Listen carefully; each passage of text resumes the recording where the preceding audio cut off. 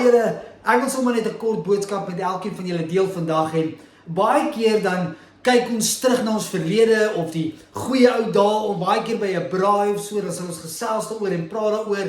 Maar die Bybel kom sê vir ons, luister, ons moet nie terugkyk nie. Ons moet nie verlang om terug te gaan na ons ou lewe of die verlede toe nie, maar dat ons vir vandag sal lewe en selfs vorentoe kyk. Nou hoor wat sê Prediker 7 vers 10. Dit sê, moenie net sê in die ou dae was dit beter as nou nie.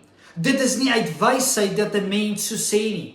En so hier kom sê die woord van God vir ons, moenie terugkyk na die verlede nie. Moenie sê, ag, die ou dae was so goed nie, of terugverlang na die verlede toe nie. Nee, God het jou juis geroep vir 'n tyd soos vandag.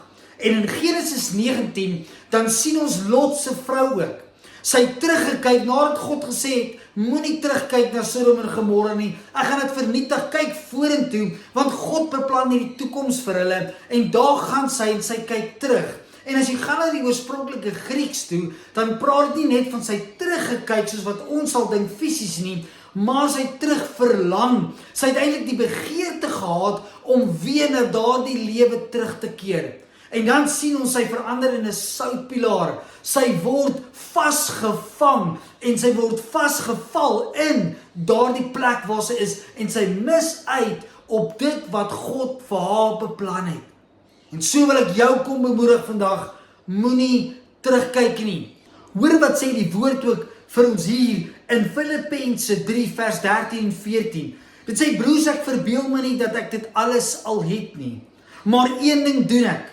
Ek maak my los van wat agter is en ek strek my uit na wat voor is.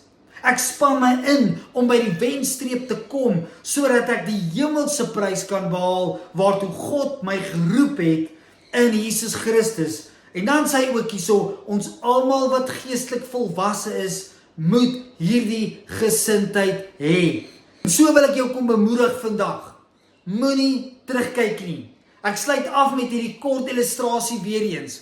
As ek en jy wat kar bestuur ry, en ons hou die hele tyd in ons triespieeltjie vaskyk, en net kyk wat agter ons is, gaan ons 'n ongeluk maak. Gaan ons nie ry waar ons behoort te ry nie. Gaan ons nie by die plek uitkom waar ons moet uitkom nie. En so is dit in die lewe. As ons konstant gaan agtertoe kyk, as ons konstant na die verlede gaan kyk, as ons konstant na die ou goeie dae kyk, en nie dit wat God vandag vir ons gee, kom celebrate en opgewonde wees oor dit, en selfs vorentoe, en dit wat hy vir ons wil hê vorentoe, in dit in beweeg nie, gaan ons mis wat God vir ons beplan. Hy sê vir ons in Jeremia 29 vers 11, wat ek vir julle beplan is 'n toekoms, en so daarom kyk voor jou, beweeg vorentoe, hou jou oë op Jesus Christus, en hou op kyk na die verlede, en die goeie ou dae. Nee, daar's beter dae wat voor lê, goeie dae wat voor lê,